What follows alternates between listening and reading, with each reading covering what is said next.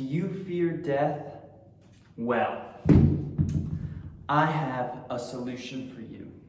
According to a study done in the Canadian Medical Association Journal, physical activity, frequent physical activity, like working out, is known to help prevent premature death.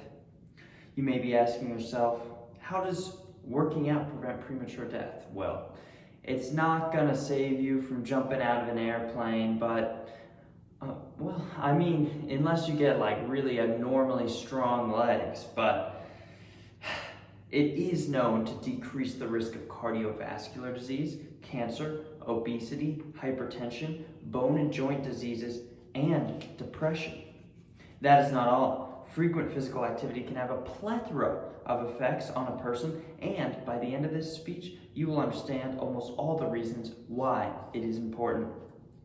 Throughout this presentation, I will discuss with you the importance of working out, the benefits of working out, and touch on how we can all improve our lives by dedicating some time to self-care.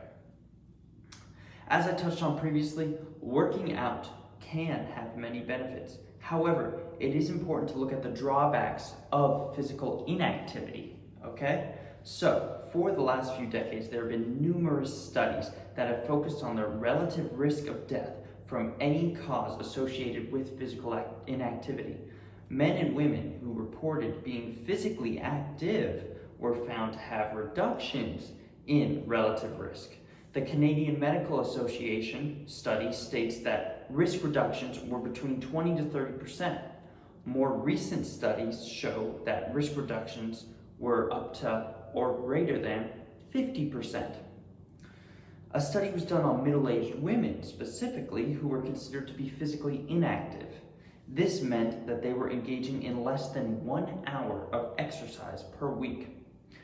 It found that these physically inactive women experienced a 52% increase in all-cause mortality, a doubling of cardiovascular-related mortality, and a 29% increase in cancer-related mortality compared to their physically active counterparts. This may be leaving you wondering the question, how much physical activity is enough to prevent these things? Well, this is a topic that is debated. However, most health and fitness professionals agree that a person should perform a bare minimum volume of exercise that expends about 1,000 calories per week. This is the bare minimum, and professionals acknowledge that more benefits come with higher expenditure of energy. Personally, I work out every day and I try to do workouts I enjoy. Physical activity is significant for its health benefits, like I said. It is known to decrease risk of cardiovascular disease, cancer, obesity, hypertension, bone and joint diseases, and depression, but its benefits do not just stop there. According to Harvard Health, exercise helps memory and thinking. This is done because exercise reduces insulin resistance, reduces inflammation, and stimulates the release of growth factors. These are chemicals in the brain that affect the health of the brain, the growth of new blood vessels in the brain, and the abundance of new brain cells. If you want more information on that, go to someone who knows more about brains than me. At the same time, frequent physical activity improves mood and sleep and reduces stress and anxiety. These are common problems that contribute to cognitive impairment. So no matter how you spin it, your brain's getting an improvement. Harvard Health's information is corroborated by several other organizations. The American Psychological Association, or APA for short, states that exercise can help by normalizing sleep, which is known to have protective effects on the brain. The APA also states that exercise can also help alleviate long-term depression. So not all the benefits are related solely to one's physical health. It can relate to the mental health as well. The U.S. National Library of Medicine states that exercise has many benefits. Many of the benefits that they list are similar or already included here. However, there are some extra ones.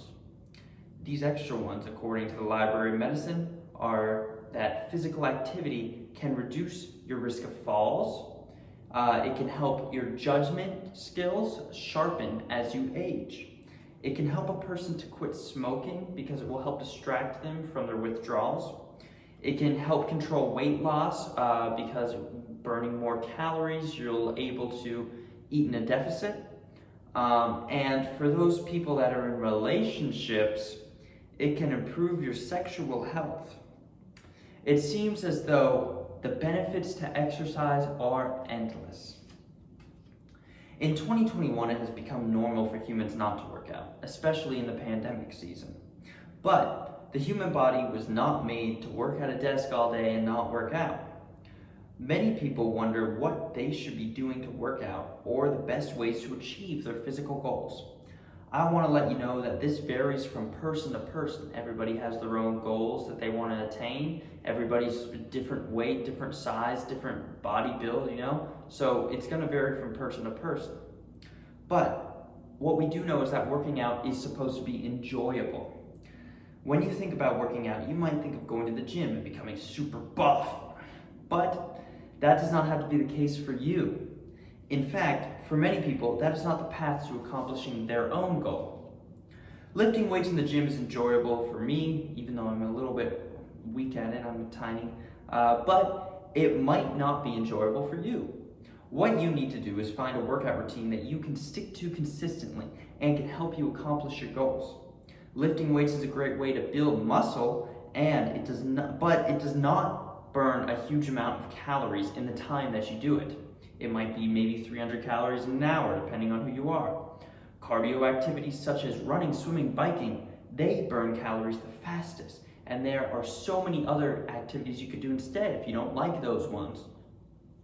I personally hate running, so I never do it, or almost never. But I was a swimmer for years and I found that enjoyable. Recently I've been trying to take up biking and stuff. I found that more enjoyable than running. I just, wasn't built for that, I guess.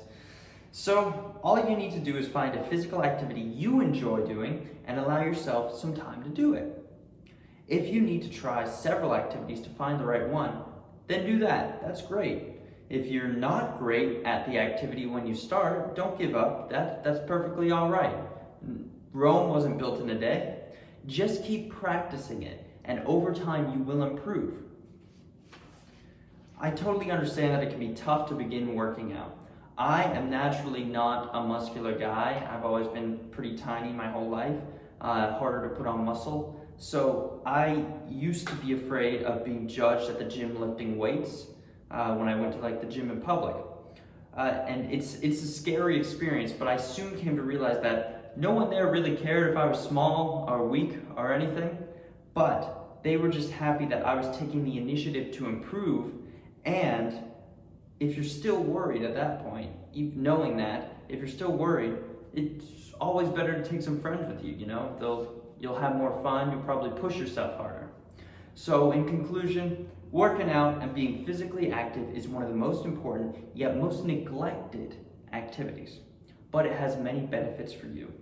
I hope this speech was able to provide you with some helpful information on the importance of physical activity. I also hope this speech was able to help someone achieve their goals. I want you to be happy and to be the best you that you can be. Thank you for your time.